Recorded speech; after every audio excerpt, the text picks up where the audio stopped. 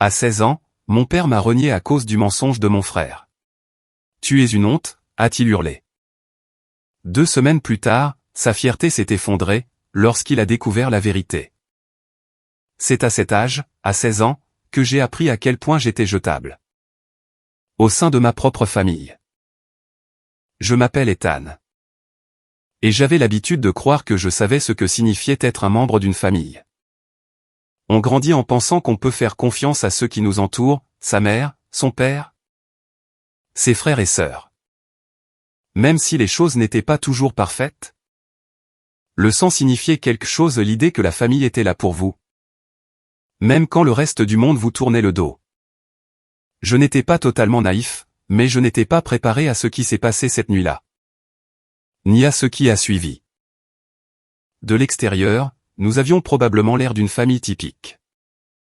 Mon père était un homme imposant, bruyant, tranchant dans ses opinions. Et très attaché aux anciennes méthodes. Il croyait en « l'amour vache », bien que la partie « amour » soit souvent facultative. Ma mère était plus discrète, plus douce, et c'est elle qui maintenait l'équilibre. Elle était constamment là, pour servir de tampon entre mon père et les enfants. Mon frère aîné, Alex, avait 18 ans, et il savait manipuler tout le monde. Comme s'il jouait une partie d'échecs. Et puis, il y avait moi, 16 ans, et plutôt moyen à tous égards. Je ne causais aucun problème. Je restais dans mon coin et je faisais de gros efforts pour rester hors de portée des conflits. Mais cela ne m'a pas empêché d'être le bouc émissaire idéal. Alex et moi étions proches quand nous étions enfants. Nous nous battions comme n'importe quel frère. Mais nous construisions aussi des cabanes dans le jardin. Nous restions éveillés tard pour discuter de jeux vidéo. Et nous faisions même équipe quand nos parents se disputaient. Cependant, vers l'époque où Alex a atteint l'adolescence et a appris qu'il pouvait contrôler les gens, les choses ont changé. Il a réalisé qu'il pouvait s'en sortir avec presque n'importe quoi. Tant qu'il racontait la bonne version des faits. Et mon père, mon Dieu, il buvait ses paroles. Alex pouvait mentir effrontément et recevoir une tape amicale dans le dos, alors que moi. J'étais interrogé pour des choses que je n'avais pas faites. Cela a commencé par des petites choses. Une lampe cassée par-ci, un chargeur perdu par-là. Alex disait simplement, c'est Ethan qui l'a fait. Et c'était tout. Pas de questions, pas de possibilité de s'expliquer. Je me retrouvais privé de sortie ou réprimandé, tandis qu'Alex souriait en coin. Dès que personne ne regardait. J'en ai parlé à maman quelques fois, espérant qu'elle verrait clair dans son jeu. Mais tout ce qu'elle faisait, c'était soupirer et m'encourager à être le plus raisonnable des deux. Elle affirmait que, malgré son âge, il essayait encore de se trouver. Ignore-le, Ethan. Ça n'en vaut pas la peine. Mais si, ça en valait la peine. C'était un combat qui comptait, je ne savais juste pas comment le gagner. Les choses ont atteint leur paroxysme au début du mois d'octobre. Juste au moment où le temps commençait à changer. Cette semaine-là avait été tendue. Mon père était inquiet pour son travail, Alex agissait bizarrement. Et maman rentrait tard du bureau. Je sentais quelque chose monter, comme une tempête qu'on ne voit pas encore. Mais dont on sait qu'elle est là. Puis, il y a eu ce vendredi. Je suis rentré de l'école comme d'habitude, j'ai posé mon sac, pris un goûter. Et je suis monté dans ma chambre pour jouer un peu de guitare. J'apprenais une chanson qui me passionnait depuis des semaines. Pour une fois, je me sentais calme et en paix, comme si le week-end allait être tranquille. J'étais au milieu du refrain, quand j'ai entendu mon père appeler mon nom. Depuis le rez-de-chaussée. Il n'appelait pas seulement, il hurlait. Le genre de ton qui vous retourne l'estomac instantanément. Ethan, descends ici tout de suite. Je me suis figé. Je n'avais rien fait. J'ai passé tout ce que j'avais fait en revue, dans mon esprit. Avais-je oublié de faire la vaisselle? Y avait-il une corvée que j'avais négligée? J'ai posé l'instrument avec précaution et je suis descendu. Le cœur battant à tout rompre dans ma poitrine. Mon père se tenait dans le salon, les bras croisés, le visage rouge. Alex était assis sur le canapé, fixant le sol. jouant ce rôle de victime innocente qu'il maîtrisait parfaitement, au fil des ans. Il y avait un cadre photo brisé sur la table basse. Un portrait de notre famille était maintenant éparpillé en morceaux de verre. Presque comme une métaphore. « Tu penses que je suis stupide ?» a lancé mon père, dès la seconde où je suis entré dans la pièce. Alex m'a tout dit. Tu as cassé ça, et tu as essayé de mentir. Ensuite, tu lui as ri au nez quand il t'a demandé de l'aider à nettoyer. La mâchoire m'en est tombée. Quoi? Non, c'est faux. Tu oses me mentir, a-t-il coupé d'une voix tonitruante. Alex t'a vu jeter ton sac à dos dessus en arrivant. Puis tu es parti comme si de rien n'était. J'ai regardé Alex avec des yeux écarquillés. Ce n'est pas vrai. Je ne suis même pas entré dans le salon. Je suis monté directement à l'étage. Alex n'a pas levé les yeux vers moi. Il n'a rien dit. Il a continué à fixer le sol, en se mordant la lèvre, comme s'il était la victime. J'ai reporté mon attention sur mon père, essayant de rester calme. Je jure que je ne l'ai pas fait. Bien sûr que si, tu l'as fait, s'est-il exclamé. Tu es toujours irresponsable. Et tu cherches toujours l'attention. Tu crois que c'est une plaisanterie. De briser des objets et de mentir ensuite? Je ne l'ai pas fait. Ça suffit. N'espère pas sortir de ta chambre pour le reste du week-end. Mais, ai-je commencé? Va-t'en. J'ai résisté à la tentation de discuter davantage. Je savais, par expérience, que rien de ce que je dirais n'aurait d'importance. Mon père avait pris sa décision, et c'était définitif. J'ai jeté un dernier regard à Alex avant de faire demi-tour. Son visage était inexpressif, mais j'ai remarqué un léger frémissement de sourire. Au moment où je m'éloignais. Cette nuit-là, je suis resté assis sur mon lit, en silence. Pas de musique, pas de distraction. Juste moi et ce sentiment grandissant que quelque chose était cassé, vraiment cassé. Et pas seulement le cadre photo. Je n'arrêtais pas de me demander pourquoi Alex faisait ça. Qu'est-ce qu'il y gagnait? Aimait-il vraiment me voir être puni? Je n'ai pas beaucoup dormi.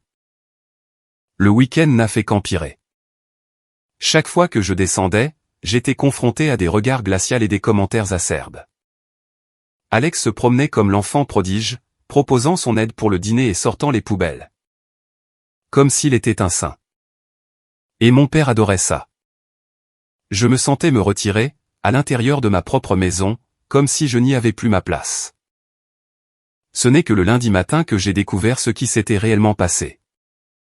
Je récupérais mon sac dans le couloir, quand j'ai entendu Alex dans la cuisine. Qui parlait au téléphone? Nan, c'était facile, répondait-il, en riant doucement. J'ai juste dit que c'était Ethan.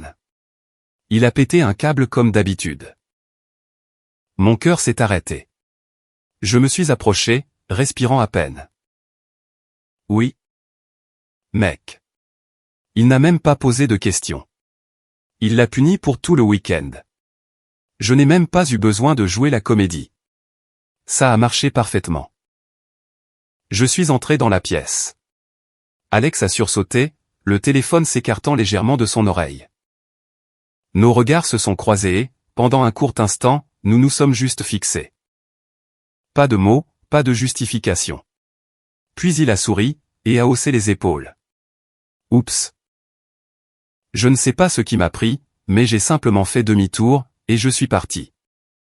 Je ne lui ai rien dit. Je n'ai pas crié, je n'ai pas frappé contre un mur, je n'ai pas pleuré. Je suis juste sorti par la porte d'entrée, et j'ai continué à marcher. Je n'avais aucune idée d'où j'allais, et je m'en fichais. Ma poitrine me semblait vide. Ma gorge était serrée. Je ne voulais pas rester dans cette maison, une seconde de plus. Il pleuvait, un froid tenace et régulier, le genre de pluie qui s'imprègne dans vos vêtements. Et vous glace jusqu'aux os. Je n'avais pas de veste. Je n'avais même pas pris mon téléphone. J'étais à 3 pâtés de maison, quand j'ai entendu mon nom. Bryant. Note, le texte original utilise Ethan, puis Bryant ici. Je me suis retourné pour voir mon père, debout sous un parapluie, le visage déformé par la rage. « Qu'est-ce que tu crois que tu fais, bordel ?» Je n'ai pas répondu. « Tu penses que tu peux partir comme ça? Comme un petit morveux mélodramatique? Retourne à la maison. » Non, ai-je murmuré, à peine plus fort qu'un souffle. « Qu'est-ce que tu as dit? » Je l'ai regardé droit dans les yeux. « Je ne reviendrai pas. » Il m'a regardé comme si j'avais deux têtes. Puis, sa voix s'est transformée en un grognement sourd. « Tu n'es pas le bienvenu dans cette maison, si tu te comportes ainsi. » Je n'ai pas cherché à me battre. J'ai simplement hoché la tête, j'ai fait demi-tour, et j'ai marché. Je n'ai pas vu où il est allé, j'ai juste continué ma route. 3 semaines plus tard, je suis revenu. Non pas parce que j'avais pardonné à qui que ce soit, mais parce que je n'avais guère d'autre option. J'avais vécu dans la famille de mon ami Tyler, dormant sur un canapé convertible dans leur sous-sol. Ses parents étaient gentils, mais je savais que je ne pouvais pas rester éternellement. J'avais besoin de vêtements. J'avais besoin de mes livres de classe. Je ne savais pas trop ce dont j'avais besoin. Peut-être de tourner la page. Quand j'ai passé la porte, rien n'avait changé. Alex était assis sur le canapé, mangeant des chips et jouant à des jeux vidéo. Mon père était dans la cuisine, plaisantant avec des collègues de son garage automobile. Ils étaient bruyants, racontant des blagues et partageant des histoires. Puis, je l'ai entendu. « Ouais, je l'ai mis à la porte sous la pluie », a dit mon père, en ricanant. Le petit voyou pensait qu'il pouvait me défier. Je l'ai laissé partir. Peut-être que ça lui a appris quelque chose. Les gars ont ri. Je suis resté immobile dans le couloir, chaque mot s'imprégnant en moi comme une pierre. Et puis je l'ai vue maman. Elle se tenait juste derrière papa, un sac de course à la main. Je n'oublierai jamais l'expression de son visage. Elle avait entendu chaque mot. Et pour la première fois, depuis bien longtemps. J'ai remarqué quelque chose de différent dans son regard, quelque chose de tranchant, et de glacial. Et j'ai su que les choses allaient changer. Je ne bougeais pas. Je ne pouvais pas. Mes pieds étaient collés au sol, tandis que je voyais maman regarder mon père. Comme si elle ne l'avait jamais vu auparavant. Elle n'a rien dit au début. Elle s'est contentée de rester là, ses clés encore à la main. Le sac de course glissant de ses doigts. Je me souviens avoir vu une pomme rouler, et frapper le sol. Personne n'a remarqué ni mon père, ni Alex, ni les collègues qui riaient encore. Mais moi, je l'ai vu, et j'ai senti que quelque chose d'irréparable venait de se briser. Maman a posé délicatement le reste du sac, et s'est retournée. Elle est passée devant moi sans rien dire, mais nos regards se sont brièvement croisés. Je m'attendais à de la déception, ou peut-être de la culpabilité. Elle me lançait souvent ce regard quand papa était dur. Mais cette fois, c'était différent. C'était du feu. Je n'ai pas vu ce qui s'est passé ensuite, du moins pas sur le moment. J'ai attrapé un sweat à capuche sur l'escalier, et je suis reparti. Je ne savais pas où j'allais. J'ai fini par m'asseoir derrière l'épicerie du coin, à quelques rues de là. Regardant la pluie tomber dans les flaques pendant ce qui m'a semblé être des heures. Mon téléphone s'est éteint. J'étais à nouveau trempé, mais pour la première fois depuis des semaines, je me sentais calme. Je ne ressentais ni anxiété, ni douleur, ni confusion. J'étais en colère, pas d'une rage qui se dissipe rapidement, mais d'une colère qui s'infiltre dans les os, lente, constante, et concentrée. Quand je suis rentré plus tard cette nuit-là, l'atmosphère avait changé. Le salon était silencieux. Les invités étaient partis.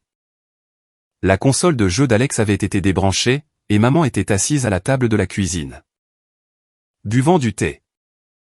Comme si elle n'avait pas vu son mari rire du fait d'avoir abandonné son propre enfant sous une pluie battante. « Viens t'asseoir », a-t-elle dit, sans lever les yeux. J'ai hésité. « Est-ce que papa est ? » Il est dans le garage. Ne t'inquiète pas. Je me suis assis. Le thé devant moi fumait encore. Tu ne me l'avais pas dit, a-t-elle ajouté. Tu ne m'as pas dit ce qu'il t'avait dit, cette nuit-là. Je pensais que tu le savais déjà. Je ne savais pas, a-t-elle répondu doucement. Alex m'a dit que tu étais parti en furie. Après avoir cassé quelque chose et avoir crié sur ton père. J'ai baissé les yeux, la mâchoire serrée.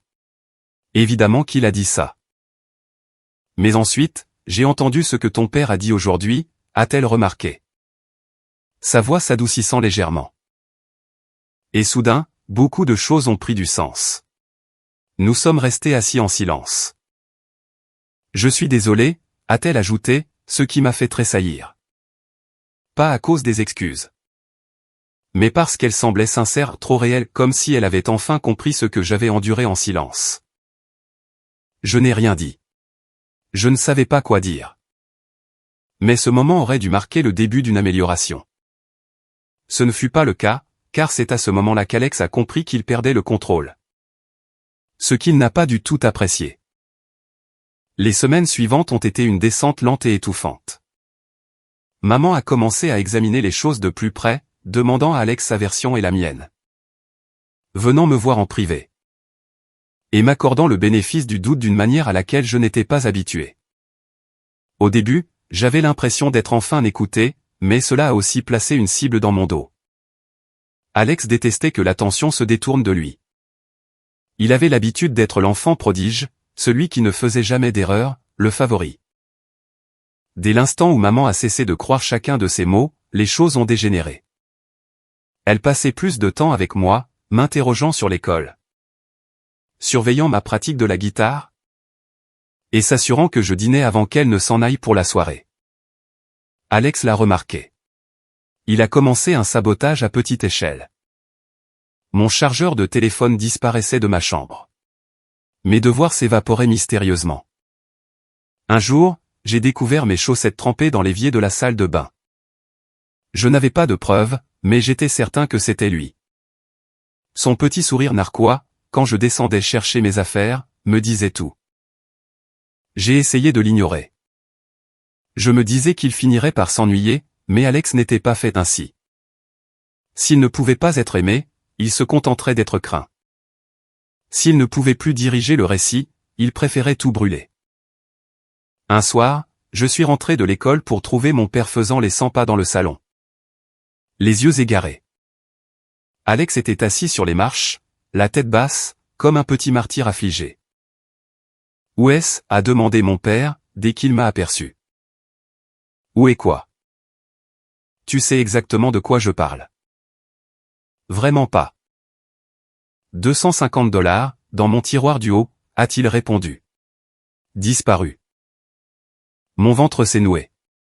Non pas parce que je les avais pris, mais parce que je voyais où cela menait. Je n'ai rien pris, ai-je dit. Pourquoi aurais-je même?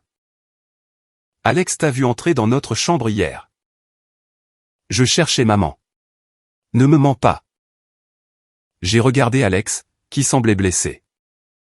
Je l'ai vu entrer après l'école. Je n'y ai pas prêté attention. Jusqu'à ce que je l'entende au téléphone, se vantant d'avoir de l'argent pour un nouvel ampli. Mes lèvres étaient sèches. Quoi? Ce n'est pas. J'en ai assez des mensonges, a hurlé mon père. Je n'aurais jamais dû te laisser revenir dans cette maison. Je ne l'ai pas pris. Tu crois que je suis stupide? Tu penses que je ne remarquerai pas que de l'argent manque? Le jour même où tu te vantes de vouloir du nouveau matériel? Je n'ai jamais dit ça. Demandez à Tyler. Demandez à n'importe qui. Je n'ai pas économisé pour quoi que ce soit. Je travaille à l'épicerie du coin tous les week-ends pour payer cet ampli. Vous pouvez vérifier auprès de Monsieur Hernandez. Mon père a ricané. Ouais, bon, on verra ce que dit ton patron. Il est parti en furie. Je suis resté là, tremblant non pas de peur, mais de rage. Et Alex a simplement souri, et est passé devant moi comme si de rien n'était. Cette nuit-là, j'étais assis dans mon lit, fixant le plafond. Réfléchissant à toutes les fois où j'avais laissé couler, sans réagir. Chaque mensonge d'Alex, chaque punition reçue. Et chaque fois que mon père l'avait cru aveuglément m'avait appris une leçon précieuse.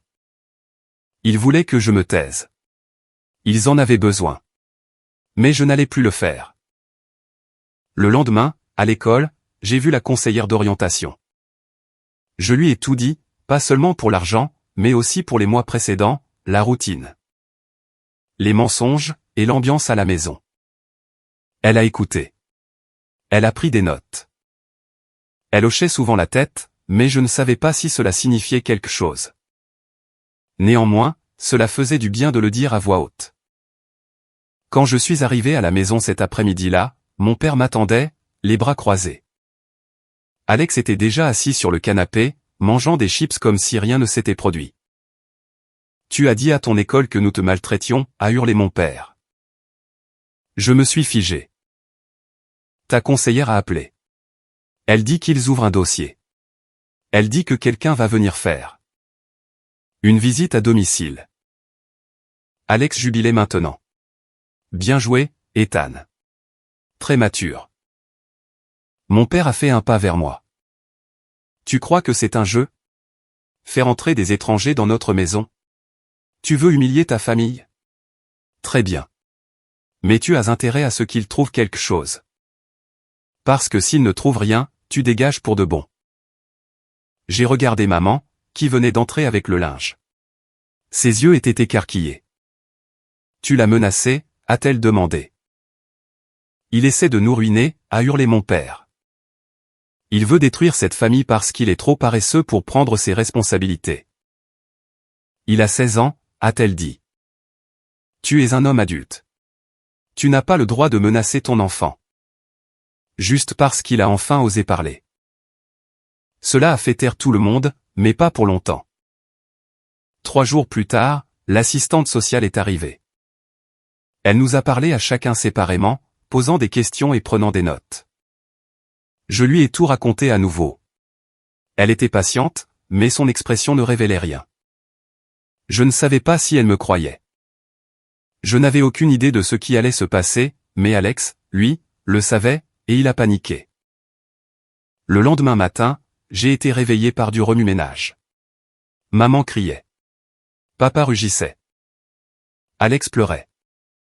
Je suis descendu et j'ai vu la scène, maman tenait le téléphone d'Alex. Ouvert sur une discussion de groupe. Il y avait des captures d'écran. Des images et des textes provenant des conversations d'Alex avec ses amis. L'un d'eux disait, « Regardez ça. Je vais encore faire virer Ethan. Et mon père croit tout ce que je dis. Lol. » Il y avait aussi des vidéos. L'une d'elles le montrait faisant semblant de pleurer après avoir brisé une assiette. Une autre où il se moquait de moi après que j'ai été puni. Tout était là, absolument tout. Je suis resté là, pétrifié, tandis qu'Alex tentait de se justifier. C'était juste pour rire. Ce sont mes amis. Rien de tout ça n'est vrai. Mais mon père n'écoutait pas maman non plus. Et pour une fois, je n'avais pas à supporter le poids du silence. Je m'attendais à ce que les choses s'améliorent à ce stade. Que Alex subisse les conséquences. Que peut-être enfin, on me croit sans que j'aie à étaler la vérité au grand jour. Alors, que s'est-il passé ensuite? C'était pire que ce que j'aurais pu imaginer. Car au lieu de punition, d'excuses ou de justice, ils ont fait de moi, encore une fois, le problème. Ce fut le point de rupture. C'est étrange comme tout le monde dit que la vérité vous libérera. Comme si la mettre en lumière changeait instantanément le mal en bien. J'ai cru à cela pendant longtemps. Je m'accrochais à cette foi tranquille que si j'attendais assez longtemps, si je restais patient. Si je gardais la tête basse, la vérité finirait par se battre pour moi. Mais ce ne fut pas le cas, pas au début. Après que la conversation de groupe a été découverte, et que maman a trouvé les textes, les vidéos et les autres manipulations sournoises qu'Alex gardait sur son téléphone. Je m'attendais à ce que quelque chose, n'importe quoi, change. Il y a eu des cris, il y a eu des pleurs. Des menaces ont été lancées comme des couteaux à travers le salon. Mais au final, rien n'a vraiment changé. Non pas que cela importe, car j'ai quand même fini par être blâmé. Cela a commencé par mon père. Il n'a rien dit au début, jetant juste un regard à Alex, puis à moi. comme si le poids de la vérité était trop lourd pour qu'il admette qu'il avait eu tort pendant des années. Puis il a secoué la tête, et a dit quelque chose qui me hante encore. Tu aurais pu régler ça en privé. J'ai cligné des yeux. Quoi? Tu n'avais pas besoin d'humilier ton frère comme ça. Tu as fouillé dans son téléphone. Tu penses que c'est correct? Je n'ai rien fouillé du tout. C'est maman qui l'a fait. Et de quoi parles-tu? C'est lui qui m'a piégé pendant des mois. Il a menti. Il m'a fait mettre à la porte. Il l'a dit lui-même, il a tout fait exprès. Mon père a explosé. C'est un gamin. Il apprend encore. Tu aurais dû me parler comme un homme. Au lieu d'aller pleurnicher à ton école. Mon cœur a sombré. Il était là, le mur. Même avec toutes les preuves devant lui, et les propres mots d'Alex résonnant encore dans la maison. Mon père ne pouvait pas dépasser sa fierté. Il ne voulait pas la vérité, il désirait le contrôle. Et à ses yeux, c'est moi qui avais brisé la chaîne. Maman a tenté de me défendre. Elle m'a soutenu ce matin-là, et a tenu tête à mon père comme je ne l'avais jamais vu faire. Mais cela n'a pas duré. Au dîner, elle était silencieuse et distante. Quand je lui ai demandé si elle allait bien, elle semblait simplement épuisée. J'essaie de maintenir cette famille unie, Ethan, a-t-elle dit doucement. Tu ne comprends pas à quel point c'est difficile. Je comprenais, mais je savais aussi autre chose, ce n'était plus mon rôle de recoller les morceaux. Après ce jour, les choses ont empiré pas par le bruit, mais par le silence. Ce qui semblait plus cruel encore.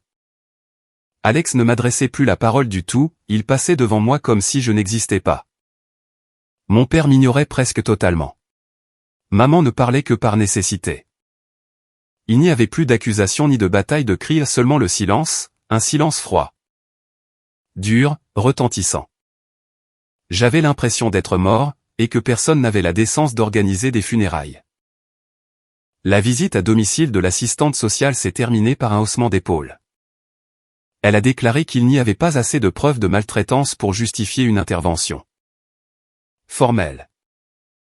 Malheureusement, la négligence émotionnelle était une zone grise. Surveillez la situation, a-t-elle conseillé à ma conseillère. Prévenez-nous si la situation s'envenime.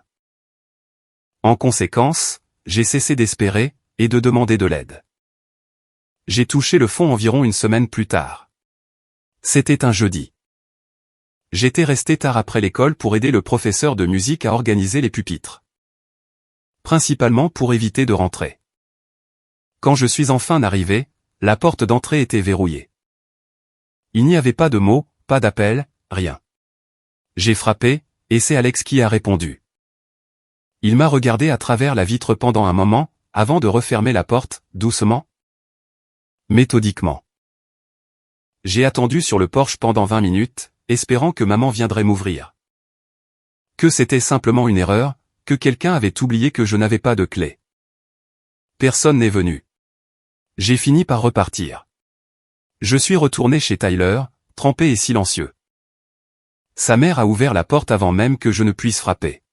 « Oh, mon chéri », a-t-elle répondu avec douceur.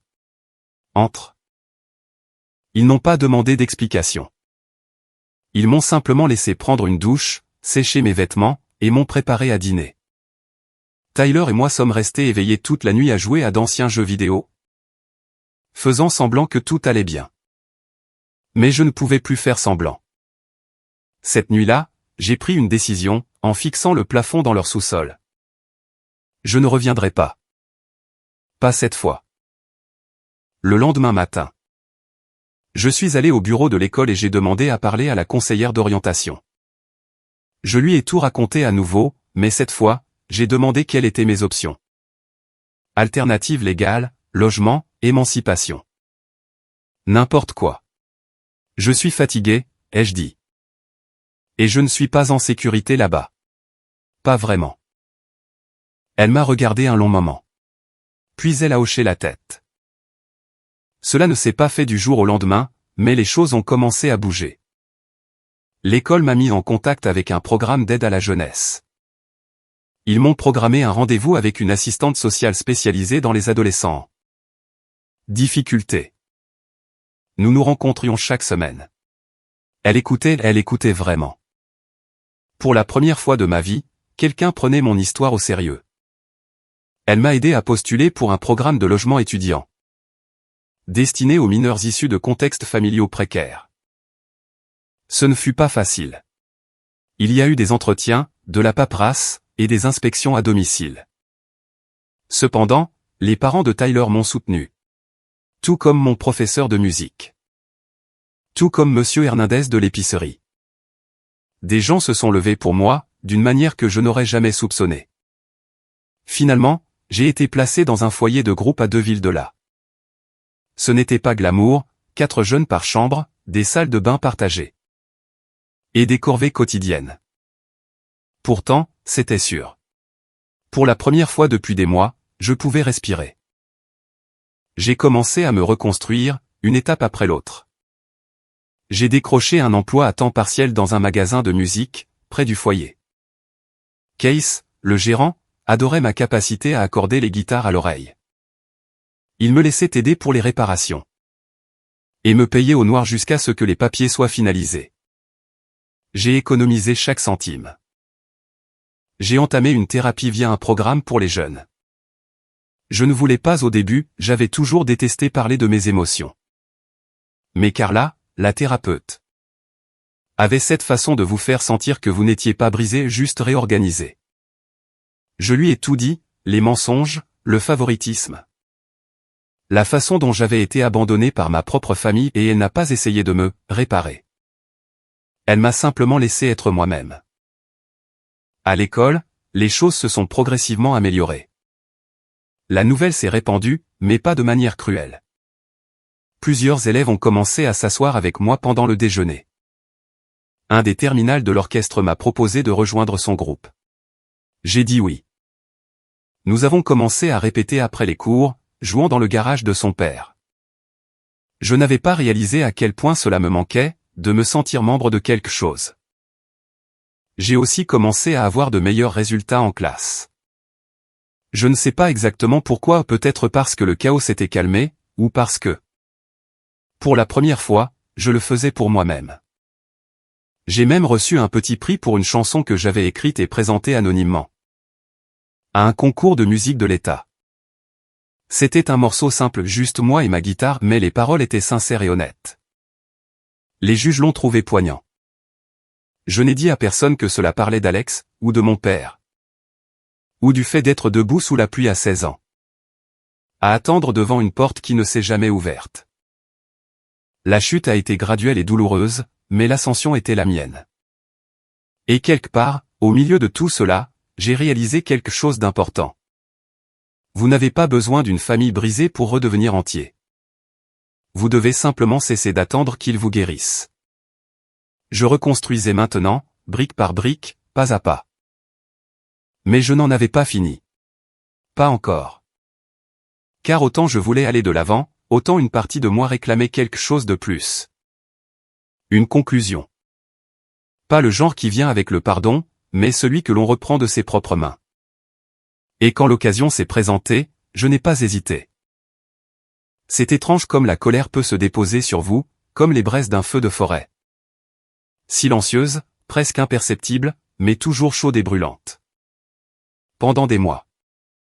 J'avais enfoui le pire de tout cela sous mes petits succès de mon emploi au magasin de musique.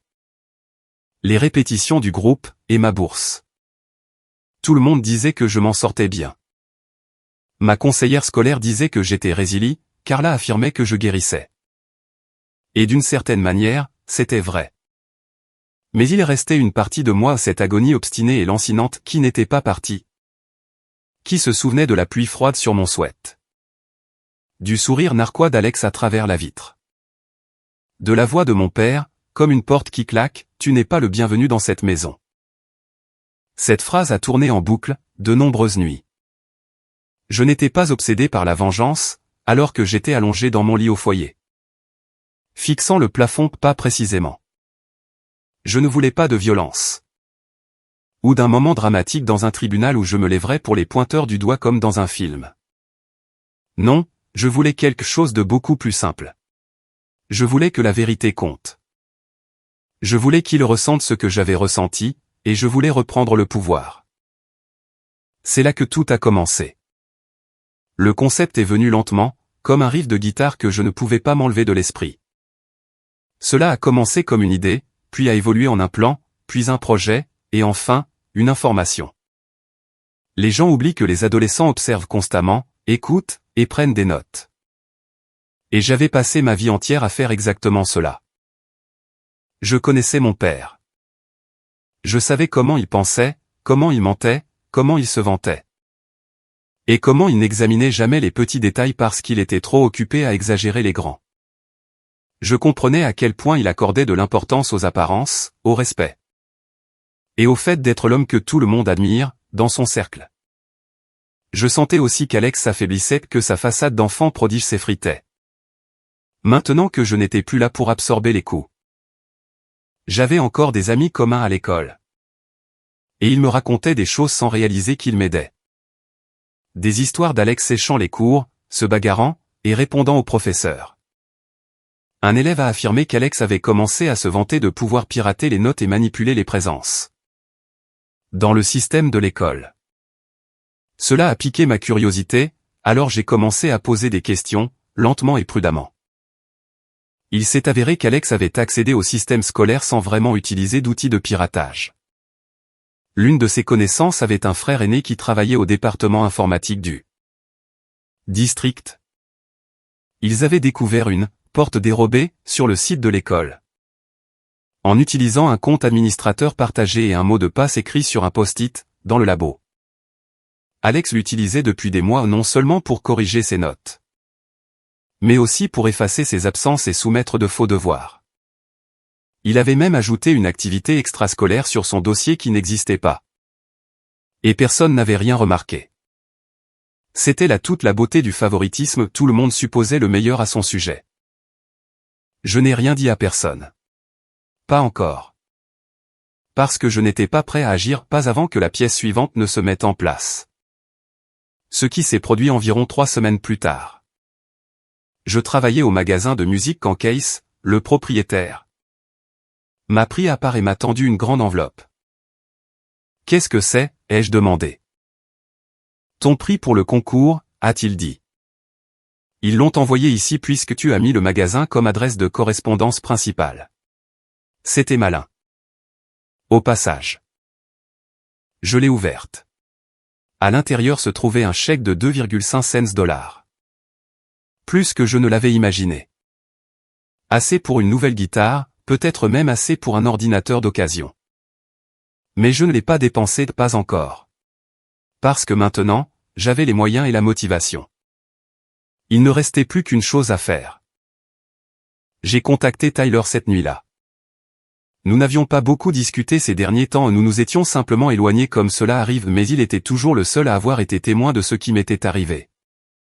En temps réel. Il n'a pas hésité quand j'ai demandé à le voir.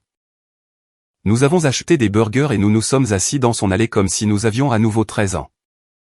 Parlant de tout et de rien jusqu'à ce que j'aborde le sujet. J'ai besoin d'un service, ai-je dit. Tyler a haussé un sourcil. Quel genre de service? Rien d'illégal. Sois juste discret. Il a hoché la tête lentement. Je t'écoute. Je l'ai informé pour Alex, le système, les fausses notes, et les identifiants administrateurs. Les yeux de Tyler se sont écarquillés. Mec, c'est un délit grave. Seulement si je le dénonce mal, ai-je dit. Je ne veux faire arrêter personne. Je veux que l'école sache. Je veux que mes parents sachent. Je veux que tout s'écroule. Pas parce que je l'ai crié sur les toits. Mais parce qu'il s'est détruit tout seul. Tyler a souri. D'accord, je marche. Mais comment? C'est là que j'ai révélé le reste de la stratégie. Nous allions rassembler des preuves, pas seulement des captures d'écran, mais de la vidéo et de l'audio. Quelque chose d'impossible à contester. Quelque chose que je pourrais laisser tomber comme un marteau, au moment précis et idéal. Et l'occasion appropriée serait la soirée de remise des prix de la famille. Cela a lieu chaque printemps. L'école organise une cérémonie pour les élèves et les parents, afin de reconnaître la réussite académique et les vertus morales. Alex était censé recevoir 3 prix, un pour ses performances scolaires, un pour son leadership extrascolaire, et un pour son rôle de mentor auprès de ses pairs, quoi que cela signifie. Naturellement, mes parents avaient prévu d'y aller. C'était leur chose favorite, faire défiler Alex comme un trophée. Je voulais cette soirée, mais je ne pouvais pas simplement arriver avec des accusations. Je devais structurer cela comme une histoire. Alors, nous avons commencé l'assemblage. Tyler a fait semblant d'être intéressé par la méthodologie d'Alex. Il a affirmé qu'il cherchait de l'aide pour ses propres notes. Il a persuadé Alex de s'étendre sur le sujet, de se vanter. Et de décrire tout le processus à nouveau cette fois-ci. Enregistré par la caméra de son téléphone, caché dans la poche de sa veste. Nous avions tout, les informations de connexion, l'activité frauduleuse. Et même une capture d'écran d'Alex ajoutant un voyage de bénévolat à son dossier. Voyage qui n'avait jamais eu lieu. Pendant ce temps, j'ai approché le comité du concours pour la bourse de musique. Je leur ai dit que je voulais donner une partie de mon prix de manière anonyme. Pour aider à soutenir les futures inscriptions d'enfants vivant en foyer. Ils ont adoré le concept. Ils m'ont invité à assister à la soirée des prix. Pour recevoir une plaque spéciale devant le public. Parfait.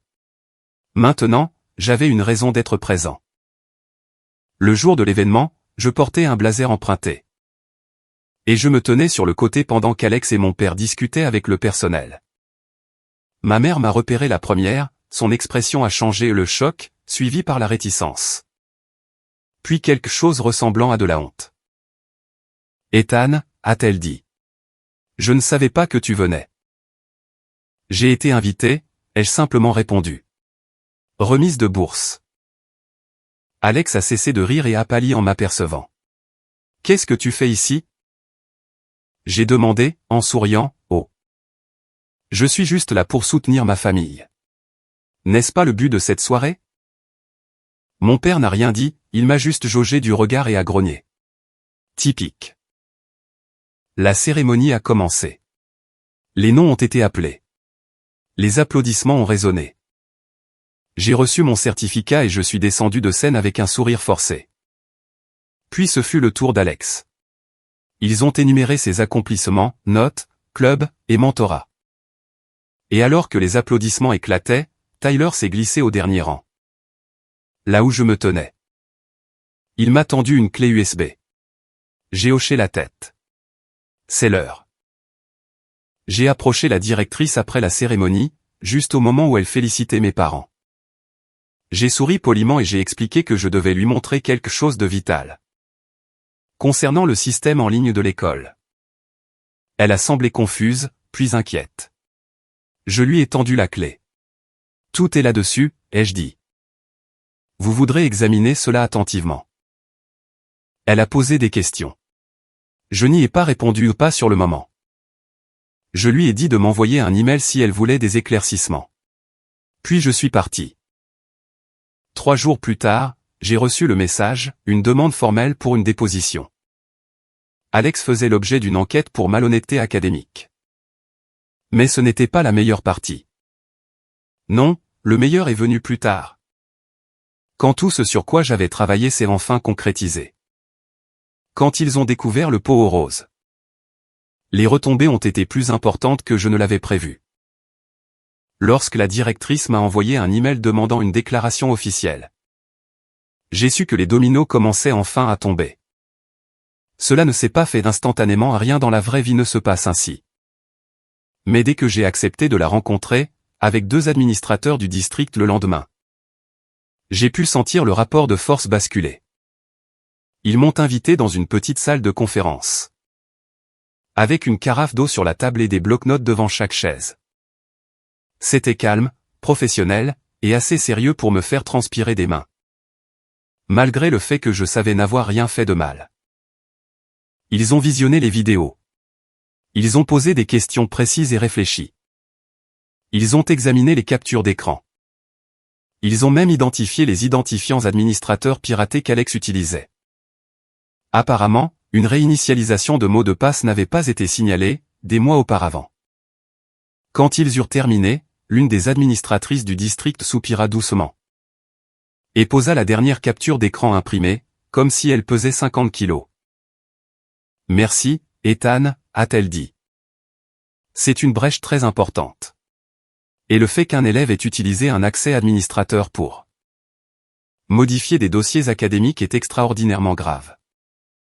Je n'ai pas fait de scène. Je n'ai pas souri. J'ai juste hoché la tête. Quand allez-vous lui dire, ai-je demandé. Nous l'informerons, lui et ses parents, aujourd'hui, a expliqué la directrice. Ainsi que ses professeurs, et peut-être le conseil d'administration. Selon ce que nous trouverons d'autres. Et pour les autres élèves, ai-je demandé. Ce qui l'a aidé à changer leurs notes? Cela dépend de l'étendue de la manipulation, m'a-t-elle répondu. Nous devons tout auditer. Mais Ethan, tu as fait ce qu'il fallait. Ce qu'il fallait. Les gens utilisent ces phrases avec tant de désinvolture. Mais les entendre de la bouche de quelqu'un d'autre que ma famille, quelqu'un qui n'avait aucune raison de mentir et aucune motivation cachée m'a touché plus fort que je ne l'aurais imaginé. J'ai quitté la réunion en sachant que la mèche était allumée. Et tout ce que j'avais à faire maintenant, c'était de m'asseoir et d'observer. L'explosion s'est produite 3 jours plus tard. Mon téléphone a sonné alors que j'étais en train de corder la guitare d'un client. Derrière le comptoir du magasin de musique. C'était maman, pas un texte ou un message, mais un appel. J'ai hésité avant de décrocher. Allô, Ethan. Sa voix semblait faible et tendue. Peux-tu venir à la maison, s'il te plaît? Nous devons parler.